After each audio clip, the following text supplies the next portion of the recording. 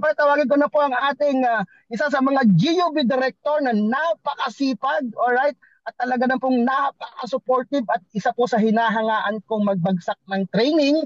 Of course, syempre, marami na rin po itong na-create na millionaire sa grupo niya, sa community niya. And of course, nagtuturo ho siya kung paano maging millionaire. Kaya nga po, the millionaire making. Alright? So, milyong Supreme ho para po sa ating director, June Pareha. Huwag po kayong titigil. Milyong Supreme po. Yan, sige po. Heart po, heart. Love para sa ating director, June Pareha. Ayan, grabe. So, palakpakan Ayun. po natin si Coach Jonald. Grabe, no? Sobrang lupit ng pagkaka-intro niya sa atin. And of course, nakikita na po natin yung resulta ng mga trainings natin kung paano nagle-level up ang ating pong mga partner distributors, ang ating mga speakers, and one of our speakers, si Coach Jonald, no? Nakikita ko na kung paano siya talaga nagle-level up. So once again, congratulations po sa ating lahat, sa lahat ng mga participant natin tonight, no? Dahil nandito kayo sa gabing ito, ibig sabihin lang po nito is seryoso po talaga tayong mag-level up sa buhay natin sa pagiging network builder or pagiging networker. At ngayong araw na to, pag-aaralan natin kasi ang pag-uusapan po natin sa gabing ito is the foundation of the business. Kung bakit merong tinatawag na LDO or Luluran Distributor Orientation. So, ang goal po ng LDO, sa pagkakalam po ng lahat, itong training na po na to is para maging simple, magkaroon po ng clarity, no? Yung ating pong pagiging distributor, magkaroon po tayo ng self-confidence at maging inspire tayo sa pagkilos araw-araw papunta sa pangarap natin.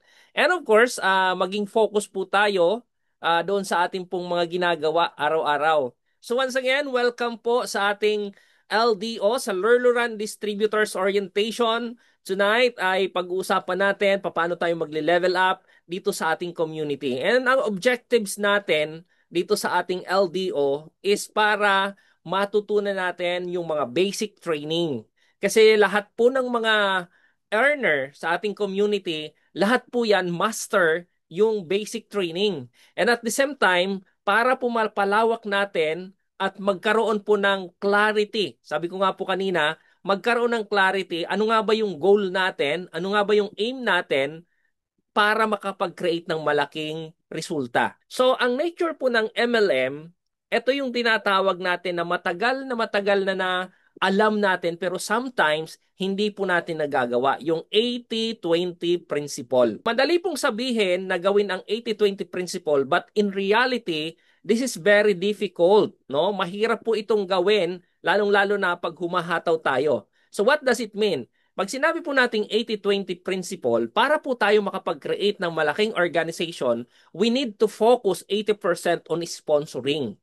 And on the selling, 20% lang po nating gagawin. Ibig sabihin lang po nito, habang nagpapakilala tayo ng produkto, no? So 20% lang po natin siyang gagawin. But while you are sponsoring, you are creating your big network, focus po tayo doon sa 80%. Kasi eventually, hindi mo na namamalayan na habang nagbebenta ka ng package or nag-sponsor ka, nabebenta mo na rin yung produkto. So ganun lang po yung kasimple. Mas malaki yung potential income natin if we are focused on the sponsoring side or the 80% of our movement in the industry. So this is the heart of MLM. Ibig sabihin, yung duplication over distribution. Pag sinabi po nating duplication, ito na yung nale-leverage tayo. No? Nale-leverage tayo from you to your downlines, downline ng downlines mo. So pag sinabi nating duplication, it will leverage your money, your effort, your income, and your asset. So pag sinabi po nating asset, dalawang klase lang po ang asset. Magkakapareho pa tayo ng asset sa ngayon. 'Di ba? Malamang yung iba, malaki yung asset incomes to financial. Pero ang number one asset natin habang nagsisimula is our physical body. So, ibig sabihin, humataw ka lang ng humataw. Kung wala ka pang kakayahan mag-run ng ads, kasi pag, pag nileverage mo yung pera mo, walang kapaguran ang pera. It can create more income in more result. Ibig sabihin, pag pinatakbo mo yung pera mo, let's say for example, nag-Facebook ads ka, so that's 20% or 80% na ginawa mo, nag-run ka ng ads, nag-budget ka ng malaki, mas malaki yung covered na marireach out nung ads mo. Alright? Pero kung katawan mo pala ngayon ang kapital mo, na habang humahataw ka, damihan mo yung mga presentation mo. Focus on the sponsoring. Dahil ang duplication is mas mahalaga kaysa distribution. Dahil later on, yung distribution nan, it will follow. Alright? Yan. So, ibig sabihin, malaki yung portion natin or malaki yung pagkakataon sa buhay natin na nahihirapan tayong mag-create ng grupo. It's simply because if you sell a product, you earn once. But if you sponsor someone na magbebenta rin, no, you can earn again and again. So paulit-ulit yung pwede mong kitain kasi nale-leverage ka on the sponsoring. Alright? So why sponsoring dominates? Bakit nakakapag-dominate tayo? Why some people na nakakapag-leverage ng maraming tao under ng kanyang organization mabilis magkaroon ng resulta? It's simply because dahil ang aspeto no ng pagsisell, 'di ba? Ang aspect is income potential nito, ang selling limited lang sa personal effort. Sa sponsoring na scale with a team growth. Ibig sabihin, kung nagbebenta ka 1:1. Pero pag nasa sponsoring ka 1:many. Alright? Sa duplication, sa selling, it's no. Di mo kailangang di ka makakapag-duplicate magbenta. Pero sa sponsoring, you can duplicate. Ibig sabihin, pag ikaw, nagbenta ka, yung kaibigan mo or kakilalang pinagbenta mo, malamang wala ka na ring income. 'Di ba? Pero sa sponsoring, it's unlimited. So yan yung napakaganda dahil na-discover yung sikreto na to, yung sistema na to. And dapat na natututunan natin or nalalaman natin po ito, no, while we are doing our journey dito po kay LLIC. Alright? So sa pagpinag-usapan po natin ang MLM, yung real product is the opportunity. Ang produkto, kahit anong product ang ilagay natin sa isang sistema, tatakbo at tatakbo po yan. Depende po yan kung paano natin nilalatag ang opportunity. Selling is the spark but sponsoring is the system. So, ang LLIC po is a done system. So, pag sinabi po nating done system, all you have to do is to follow all the system. Try to imagine, no? Meron tayong three system na simultaneously nagra-run. We have the unilevel, we have the binary, and we have the e-commerce. So pag na-maximize po natin yan, kikita po tayo ng daily, ng weekly, ng monthly. Alright? Pag na-master po natin ito, it can unlock the true power of network marketing. The 80-20 principle is the heart how MLM or multi-level marketing or network marketing truly works. Kasi po pag hindi po natin na-practice yung 80-20 principle, no? It's a system. It's a system, guys, na habang ginagawa mo yung 80%, simultaneously, nagagawa mo yung 20%. And at the same time, yung mga terminologies na applicable po dito sa atin sa LLIC, mahalaga po na alam po natin to. So yung terminology na to, kung takot kang banggitin sa mga kaibigan mo na ito yung karir mo, no? Ito yung tinatawag na source of income mo, paano ka mag-share sa maraming tao? How you can share to your people na nakapaligid sa iyo? Paano mo siya i-share sa kaibigan mo, sa kamag-anak mo, sa tito, sa tita, even to those strangers, no? So wala kang lakas ng loob para i-share if you don't know the terminologies in LLIC or in your career right now. Networking, network or distributor, ito yung mga terminologies na kailangan lagi mong bukang bibig. Ako po, pag ako po'y humahayo, di ba? Pumupunta sa mga gatherings, no? Laging nagtatanong sila sa akin, syempre, nag-iiba yung ating aura, itsura, pag nami-met natin yung mga friendship natin. Pag nagtanong sila, anong karir mo ngayon? Anong pinagkakabalan mo? I do networking. Pag napagano, bakit? No?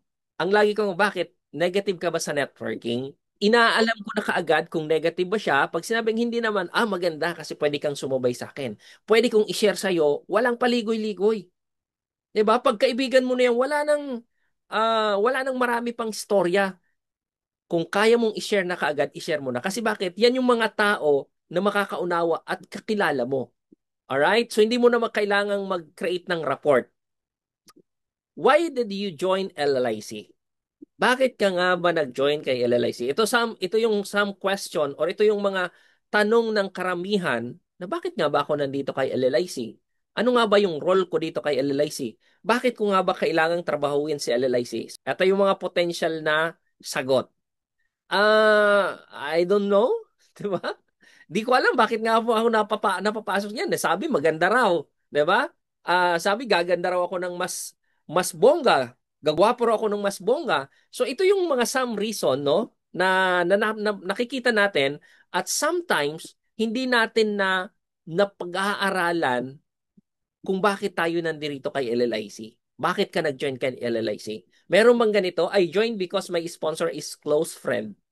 Marami, 'di ba? Marami po tayo niyan na mga kaibigan natin na ipasok natin dito at nung hindi kumita, galit na sa atin, 'di ba? Hindi na natin makausap. So beware po tayo sa mga ganon, all right? So I joined because my sponsor was very persistent, makulit, 'di ba? Okay lang na makulit ka. Ang importante na i-share mo sa kanya yung opportunity.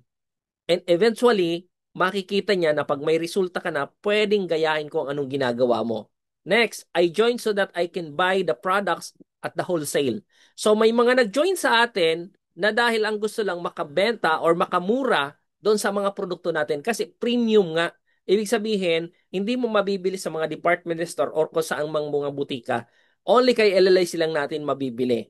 Next is I joined because I like the product. So maganda, di ba? So ito yung mga sagot na maibabato natin o ibabato ng ating mga prospect or ating mga distributors. So mahalaga po na alam po natin to kung bakit tayo nandito kay LLIC. And ito po yung itinuturo natin sa LD o sa distributor orientation. Ito para mapalawak yung ating kaalaman, no? Mapalalim yung ating pangunawa or pagkakaintindi sa negosyong pinapasok po natin. Alright? So interlocking forces that holds LLIC networkers or distributors back. So sa madaling salita, ito yung mga nag-hold back sa mga partner distributors natin. Alam niyo yon yung LOLI, yung lulubog lilitaw na downline or na partner distributors. Ngayong linggo, hataw na hataw. Yung tipong kahit pigilan mong humataw, hindi mo talaga mapigilan. Di ba? Pero after no ma-reject, ma-discourage, doon na sila nagkaroon ng duda sa sarili nila. Actually, yung duda, no, or takot, yung fear, hindi po yan ang gagaling sa labas. Ang duda po is nanggagaling po yan inner core natin. Tayo mismo ang nagkakaroon ng duda.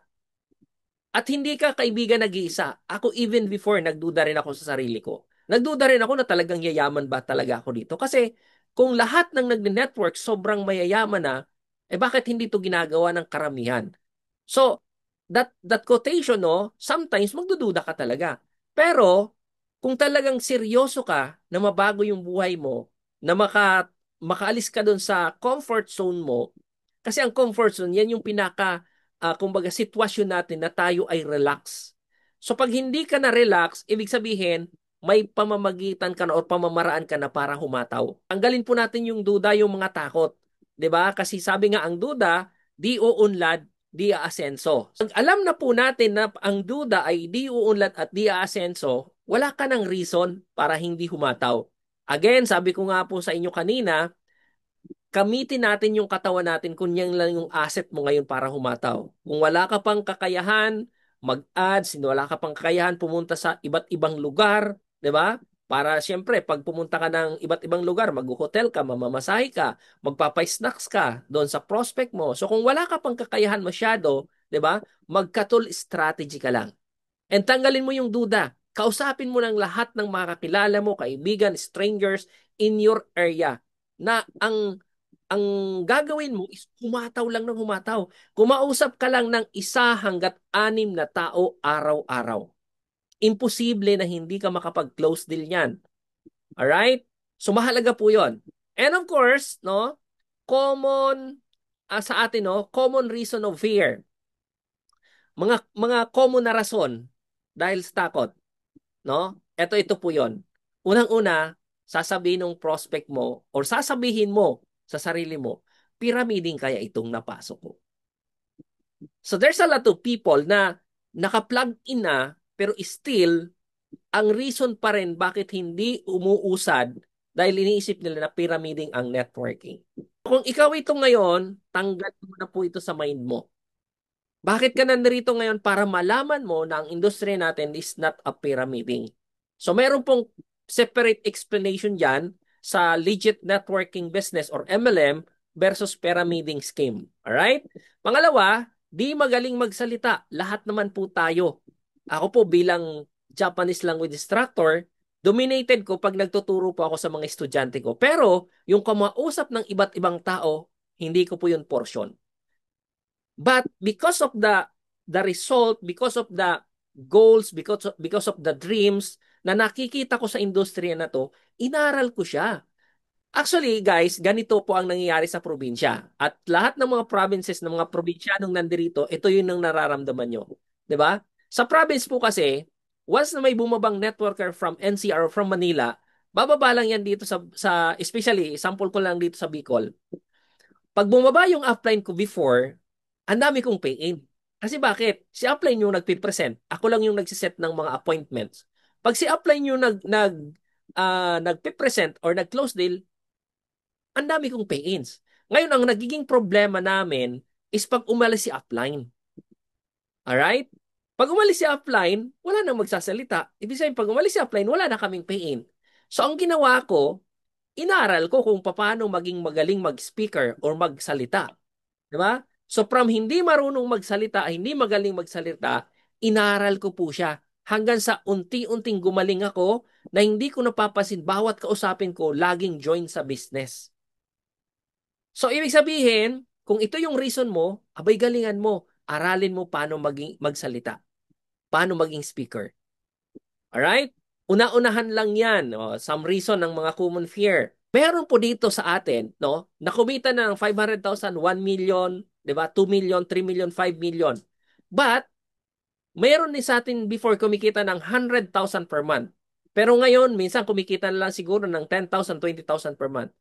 Pero ito, tingnan nyo po, may mga bagong sibol na kumikita ngayon ng 6-figure every month na mas malaki pa ang kinikita ng mga bagong distributor natin ngayon kisa mga old distributor. Ito reality check po ito o reality talk.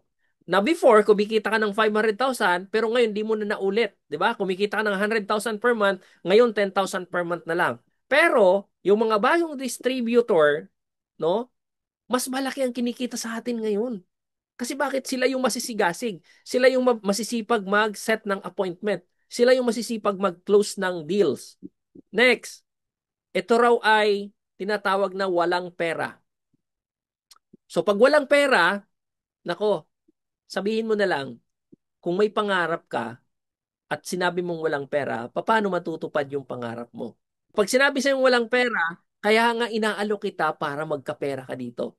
Dahil sa sistema at programa na meron kami dito kay LLAC, siguradong kikita tayo. Gawin lang natin kung paano sundin ang system na meron. Yan, mahiyain ako. O pag sinabing mahiyain, ganito lang sabihin nyo. Katulad mo rin ako before, sobrang mahiyain ko rin, hindi rin ako marunong mag-alok. Pero ang ginawa ko, naghanap lang ako ng isang walang hiya on the left, isang walang hiya on the right. So, gayahin mo rin ako, maghanap ka rin ng mga walang hiya on your left and right or A&V organization. But kidding aside, totoo naman yun eh. Pag nakakuha ka ng madadaldal, magagaling mag-product demo, nako, kahit mahihain ka, tatakbo ang negosyo. Why? Dahil nasa leverage tayo, na-duplicate na over distribution. Alright? Next. Oh, mahirap yan. Lahat ng bagay dito sa mundo mahirap. 'Di ba? Yung pagkain nga, pag hindi mo inuya, hindi mo nilunok, hindi ka mabubusog. Gusto mong matulog pero ayaw mong pumikit, hindi ka makakatulog, 'di ba? So ganun din sa pagni-network. Gusto mong maging milyonaryo, may gagawin tayo dito. Kaya kailangan mong mahirapan. Dahil pag nahirapan ka, ngayon nahirapan ka ngayong araw, sa susunod na araw nahirapan ka, sa mga susunod na araw, sarap na yung mararamdaman mo. Tagumpay na yung mararamdaman mo. Normal po yung hirap. Dahil pag walang hirap, walang resulta. Walang sarap. Alright? Next. Ano pa yung mga common fear? Hindi yan magtatagal. Sabihin mo na lang, 5 years na kami, pero still, nandito kami. Ngayong December 16 nga, mag-anniversary naman kami. Baka gusto mong mag-join. So, mga ganun. Lalo na pag nag-join ka, mas lalo tayo magtatagal. Kasi bakit? Magkakasama na tayo. Ayaw ng asawa, parents, boyfriend, or girlfriend. Ako ang tanong ko dito sa kanila, ayaw ng asawa mo. Talagang ayaw ng asawa mo pag diniscuss mo dahil hindi siyang nakakita ng opportunity. Hindi siya yung nakapakinig ng explanation kung gaano kaganda, kung paano tutuparin ito ang pangarap mo. Ang rules ko pag nag-discuss ako, always be closing. Huwag mo nang hayaan yung prospect mo na makauwi pa ng bahay bago mag-pay-in. Why? Because 90% of the close deal mo ngayon na hindi pa nagbayad kinabukasan, minsan hindi na nagpe-pay-in. Bakit? Nabakterya na nung asawa, nabakterya na nung mama, nung papa. Networking yan, bakit ka mag-join? That's why, pag kumausap ka ng tao, always be closing. Wag mong hahayaan na maghihiwalay kayo na hindi mo siya na-close deal. Na hindi man lang nag-down payment sa'yo or basta as in, wag kang papayag na hindi siya ma-involve ng cash para doon sa package na inaalok mo. And that's very important sa mga lessons, no, sa mga presentation na nagagawa ko. Kahit sinabi niyan, bukas na ako direct magbabayad kasi i-GCash ko na lang. O kinabukasan, walang GCash na dumating. Sayang yung laway mo. That's why, ang rules dapat pag kumausap ka, always be closing. Now, ito yung formula. Doubt plus fear equals no action. Alam niyo po, pag nagdududa tayo, natatakot tayo, takot na rin tayong magkaroon ng mga kakausapin. And at the end of the day, hindi ka na-action. 'Di ba? Hindi ka na lalabas ng bahay, hindi ka na maghahanap ng prospect. And ang senaryo, no action, walang resulta. That's why wag po tayong magtataka kung until this time, wala tayong kinakausap, takot tayong lumabas, takot tayong mag-present, wala tayong ginagawang initiative, of course wala tayong result. Our dear LLICians, pag ito hindi pa nagsisink in sa'yo, hindi ka pa totally LLICians or hindi ka pa totally network builder. So that's why, pinapaunawa natin para magkaroon to ng clarity sa inyo. Magkaroon ng clarity sa bawat distributors na ang LDO is very important kasi ito yung pagpapalawak at pagpapalalim ng kaalaman about the network marketing industry. This is not about me. This is not about the company. This is about you, how you understand at paano lumawak ang kaalaman mo sa negosyong pinasok po natin. Fear in doubt, no action, no result. That's the MLM. So ang gagawin lang po natin, mag-MLM lang tayo araw-araw. Alright? And after MLM, hataw. O ganun kasimple. Sa una, yan, makinig lang muna. Lahat ng mga trainings dapat wala po tayong pinapalampas no matter what. Kung tayo man ay earner na, kumikita na tayo, well off ka na sa buhay, dahil nandito ka sa industriya ng MLM, makinig ka lang muna. After mong makinig, believe me guys, bibilangin mo na lang yung mga perang papasok sa'yo. You are making lots of money in our community. Yan po yung MLM. So in short, the multi-level marketing, no, which is we are belong, ang dami pong MLM companies outside. Bakit nandito ka kay LLIC? This is not an incident. It is a journey. Makinig ka lang ng makinig, and after that, you can make a lots of money with the system that we have dito kay LLIC. Alright? Yan. So, ang tanong, bakit question mark? Why? Why MLM? So ito pag-usapan natin yung MLM versus traditional business. Kasi dapat kailangan po natin itong malaman. Lalong-lalo na doon sa may mga trabaho. 'Di ba? So ang MLM, you can start with a minimal investment, often just a product kit or registration fee. Wala pong networking business or MLM business na wala kang ilalabas na kapital. Ang maganda lang dito, minimal lang ang starting capital. So traditional, requires ng capital for renta, inventory, staffing, and operations. So if you don't have millions, no, sa traditional business, di ka talaga makakapagtayo ng magandang negosyong tradisyonal. So sa employment naman, no cost to start but no ownership. Di ka po makakapag-build ng sarili mong pangarap. You are fulfilling the dreams of your boss sa employment. Yes, you are in the rat race. Ibig sabihin, nakakakain ka araw-araw, napoprovide mo yung food ng family mo araw-araw. But if you have some additional target na project, so it's very difficult. That's why 90% of employee baon po sa utang. Lagi po silang nasa debt rate. Alright? Lagi po sila nandoon sa bayad utang, bayad utang, bayad utang. Ganun lang po ang routine. Time freedom versus fixed scheduling. Ibig sabihin, sa MLM, you can choose when, where, and how you work. So, pwede kang makapamili ng tao na gusto mo lang makasama dito sa industry. Pag sa traditional, you're tied to your store or office hour. Wala kang choice. Kailangan mong gumising araw-araw, pumunta sa store mo, sa business mo, para i-manage. Diba? Dito sa MLM kasi pag nakapag-build ka na ng network mo, Luzon, Visayas, in Mindanao, even abroad, kahit nasa bahay ka lang, you are doing your job in the house, no? Tuloy-tuloy pa rin yung negosyo. Pero pag sa traditional, pag hindi ka open, walang benta. Sa work naman, you follow someone else schedule. Naka-bandiklaks ka. Time in, time out, time in, time out. Diba? Pag nagalit si boss mo, wala kang choice. Pakinggan lang si boss. Alright? So, this is not sound na ayaw natin sa employment, ayaw natin sa traditional business. Ini-explain lang natin na you can do it equally.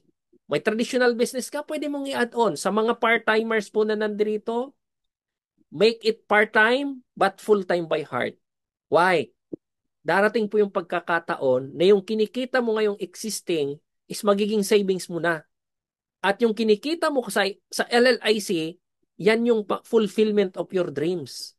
Yan yung pambili mo ng bagong bahay, pambili mo ng bagong kotse, pang-travel nyo ngayong taon or next year, yan yung magagaling kay LLIC.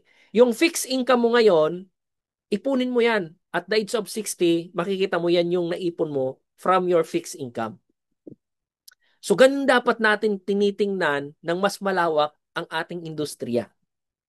Alright? MLM lets you build your life around your business, not the other way around.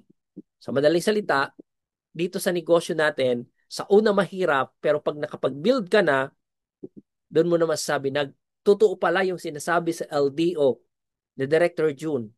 Totoo pala nakapag-build na ako, na-duplicate ko na yung sarili ko, sila na nag-work para sa akin. Alright? So, ganyan po kaganda yung ating industriya. Sa income, pag pinag-usapan mo yung income, in MLM, your income grows as your network grows. No selling. Wala pong capping dito. Kumbaga, gusto mo kumita ng 1 million, kung gaano mo mapalaki yung grupo mo, it will give you. Yung sistema na meron tayo kay LLIC, ibibigay yan ng sistema. Kung paano mo na-grow yung network mo, kung gaano mo napalaki, ganun din kalaki ang kikitain mo. Unlimited, kumbaga. Uncountable. Di kayang bilangin. Di ba? Sa traditional, income depends on the location, market, and overhead. So kung nasa prime situation ka or area ka, maganda yung negosyo mo. Pero pag hindi sa maraming tao, especially pag food industry ang traditional business mo, so dapat doon ka sa mga prime area. Alright? Sa employment naman, salary is fixed with slow rises and limited bonuses. Again, bakit natin pinapakita ito sa inyo? Dahil ito na yung career na tinatahak po natin, our LLICians. So kung hindi natin ito malalaman at hindi natin ma-apply habang tayo humahataw, especially when it comes to income, itodo mo na ngayon. Hindi kaya yaman dito ng isang tao lang kinakausap mo araw-araw. Lalong-lalo na kung ang asset mo ngayon is yung katawan lupa mo pa lang. Diba? Nag-pay-in ka ng 4,998, then after that, may kakausapin ka 100 kilometers away from your house. Mamamasahe ka, magko-commute ka. Eh paano kung depleted ka by the budget? pero gusto mong lumaki ang income mo, so gamitin mo yung katawan mo para ma-leverage. Kung mausap ka ng tao, isa, dalawa, tatlo, pinaka-minimum kahit 6 na tao lang sa araw-araw. 6 na tao lang guys, araw-araw, expose yourself, no, sa 6 na tao. Imposible na wala kang mapapain dyan ba, kahit isa. Alright? Yan. So, leverage through duplication. Bakit kailangan nating ma-leverage? Bakit na kailangan nating ma-duplicate? Dahil sa MLM is built on sponsoring and teaching others. So kung anong napapakinggan nyo sa akin ngayon, natutunan nyo itong ipasok din sa inyong isipan, puso at katawan, darating yung pagkakataon na ikaw na mismo ang nagtitrain ng grupo mo. Ikaw na mismo ang nagbabagsak ng LDO with your organization. No matter what, kung 5 pa lang yan, 10 pa lang yan, sabihin mo, guys, o teammates, mag-Zoom meeting tayo mamaya, magbabagsak ako ng LDO. Recap ito, pagtulungan natin. Dahil sobrang ganda pala ng LDO. So, nabibuild natin yung sponsoring ng teaching in others. You learn not just from what you do, but from what your team does. Nai-evaluate mo ang bawat galawan ng isa. Ito si downline A, grabe sobrang sipag. Kumakausap ng 8 katao araw-araw. Ito si downline B, 3 lang nakausap niya. Si downline C, walang kinausap. Doon pa lang, makikita mo na kung sino ang payaman sa grupo mo at sino yung downline mo na hahatak sa'yo pababa. So, wag mong isipin na hindi siya nag-activity, hindi na siya magkakaroon ng resulta. Baka may mga pinagdadaanan lang. That's why, dapat alam po natin ang sitwasyon ng bawat downlines natin. Alam natin na pag sinabi mong humataw ka, dapat alam mo yung needs niya, dapat alam mo yung sitwasyon niya. Kasi baka sinasabi mo, hataw ka, hataw ka, hataw ka. Pero you don't know yet anong mga pinagdadaanan ng downlines natin or even ourselves, di ba? That's why very important po ito. So, this create residual income money that keeps coming even when you're not working. So, ang leverage is a very powerful word na dapat alam po natin, dapat nababanggit po natin to araw-araw. Leverage, networking, duplication, ito na dapat yung vocabularies na nababanggit natin everyday. MLM. Ang traditional business in jobs rely on the direct effort. Kumbaga, physical talaga. Pero sa MLMs, pag nakabuild ka, income through your teamwork. Galing na po doon sa na-leverage mo, na-duplicate mo. Alright? Yan. So, global opportunity. Marami pong MLM companies ang nag-ooperate internationally. So, hindi po ito lingid sa kaalaman ng bawat isa na nandirito sa ating Zoom room. Sa mga first-timer, no, why LLIC? Kasi isa si LLIC ngayon sa global opportunity. Now, we can create opportunity all over the world. So, you can build business across borders without opening physical branches. Try to imagine sa UAE, we have almost 1.5 million kababayang Pilipino sa US, sa Japan, anywhere in the world. So hindi mo kailangan kumausap muna ng mga Amerikano, ng mga Indiano. Kausapin mo muna kapwa Pilipino natin na nasa ibang bansa. Your network can grow beyond your neighborhood in the world. And from that point, pag meron ka ng downline, let's say for example, may business partner ka na sa Dubai, o yung Pilipino or Pilipinong kakilala mo doon, may mga kakilala pa lang mga taga-India, mga taga-US, mga taga-Kuwait, indifferent nationality, na nagpapaganda at nagpapagwapo din. O from you to your friends, male-leverage ka na, maduduplicate ka na. Global na yung opportunity na na-share mo. At hindi ka lang kumita, naging channel of blessing ka pa. Yan yung kagandahan ng global opportunity about MLM. So MLM isn't just a business, it's a platform for freedom, growth, and impact. It's not for everyone, but for those who are coachable, consistent, and committed. It can be life-changing. Life-changing po ang MLM. So that's why you are very lucky to attend tonight trainings dahil Iba't iba po yung bagsakan ng bawat speaker. Alright? So ang maganda lang dito, kasi yung LDO, mas na-differentiate natin or na-explain natin bakit talaga kailangan mo itong gawin, bakit kailangan mo itong hatawin. Because this is a life-changing opportunity globally. Isa po yan sa the best why you are in the MLM industry. So LLIC, why LLIC? Simple lang. Si Lorluran International Corporation is a multi-level marketing company na nag-operate inside and outside the country. Our BODs is proven and tested for the decades sa pagpahawak ng negosyo. So yan ang pinakamaganda. Nag-open tayo ng new brand sa UAE, especially in Dubai. We have partner distributors about 25 countries worldwide. So it's a proven na po na si LLIC is going globally. So ikaw na lang yung hinihintay dito na trabahuin, hatawin ito para magkaroon ka rin ng resulta. So to understand MLM and LLIC, and if you want to grow it, no, you need to understand what is working and what is not. So dapat alam po natin ano yung working para sa atin, sa grupo nyo, or sa grupo natin, and ano yung mga hindi working. Dapat alam po natin yan. Alright? Number one, kailangan po natin ng belief system. Maniwala ka sa sarili mo. Paniwalaan mo na kaya mo to. Paniwalaan mo na kaya mong makapag-create ng resulta. Of course, maniwala ka not only you but sa ating Almighty God. Kasi isa po ito sa the best na dapat kahit hindi naniniwala sa yung nakapaligid sa iyo or mga kinakausap mo, basta't naniniwala ka sa sarili mo na magkakaresulta ka, darating yung oras at panahon na magkakaresulta ka. Wag na wag ka lang titigil. Belief must come first. Belief is the seed, attitude is the fruit.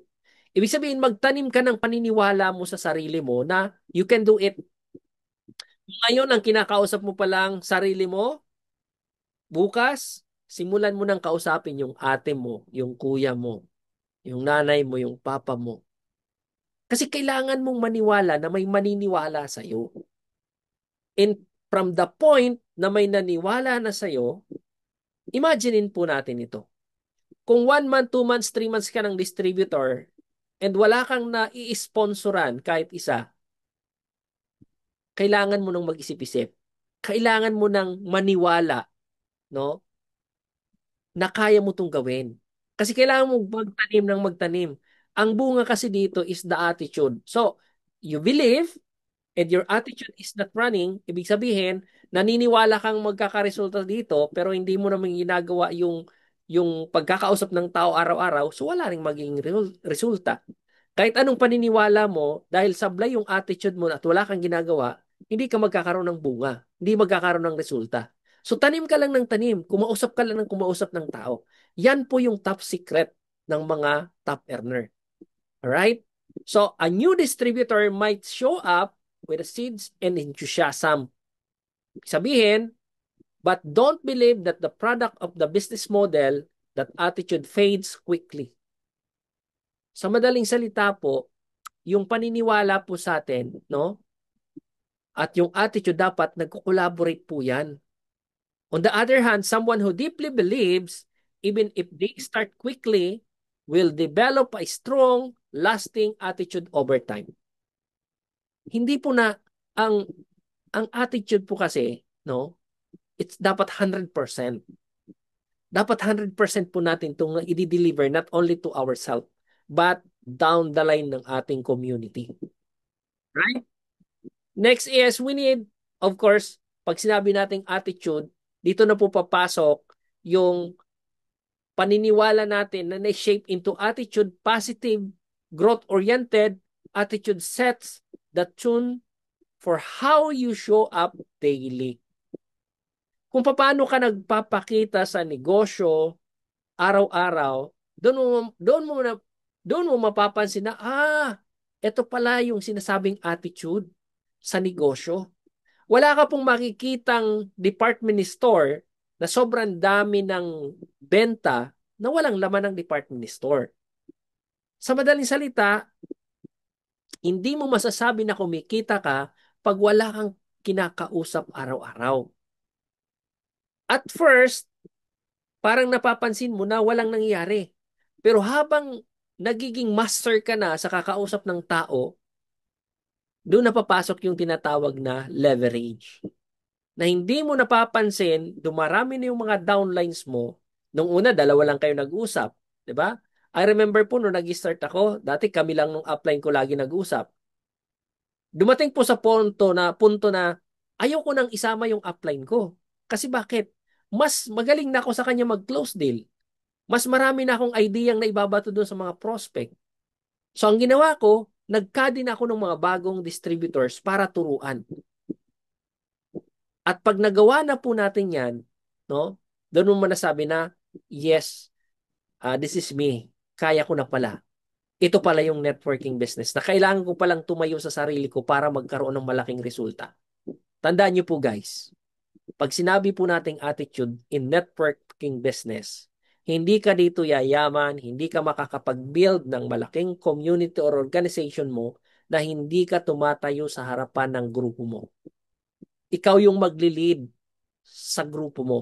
Si upline, si coach, si GUB director, si Rico is tools, masasabi kong tools to give some knowledge, wisdom na ma-impart po sa inyo at magamit nyo sa buong organization.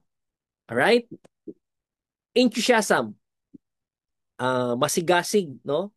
With a belief in attitude in place, enthusiasm naturally follows. Dati po, hirap na hirap ako mag-jokes, lalo na sa offline. 'Di ba? Ang hirap sabi kasi nung mga speakers, kung ikaw ay speakers at gusto mong maging powerful speakers, every 10 to 20 minutes mag-create ka ng joke.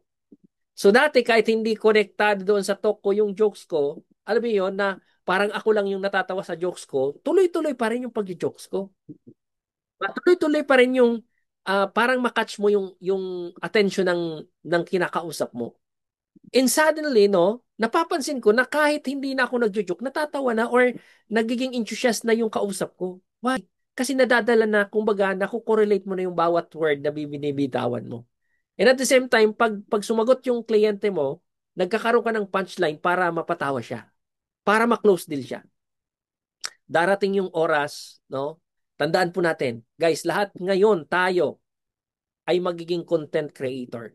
Kung gaano ka kagaling, gaano ka katindi mag-isip ng mga ipopost mo sa social media account mo, gaano ka kasaya.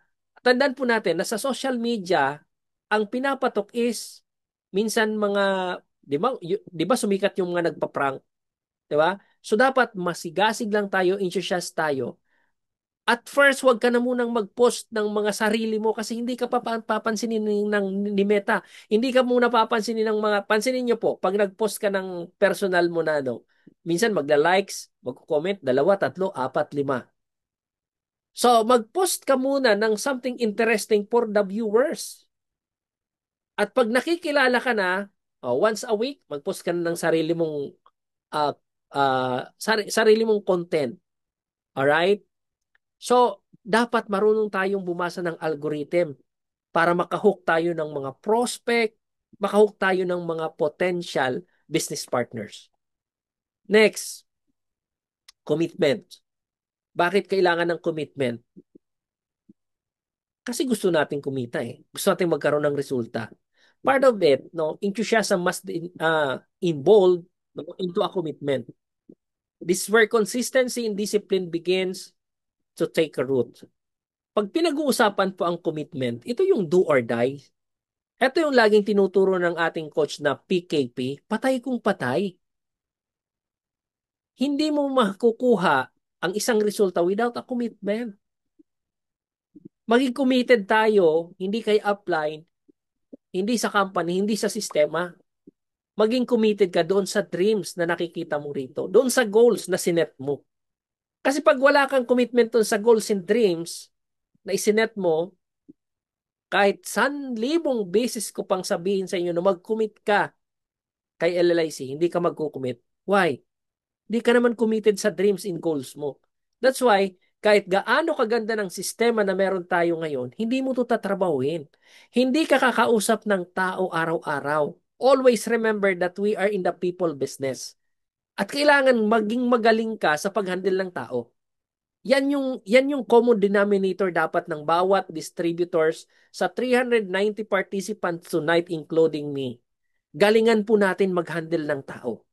Pag hindi ka maging magaling humandle ng tao and you are not committed to your dreams and goals, ang layo po ng millions of earnings na pinapangarap mo.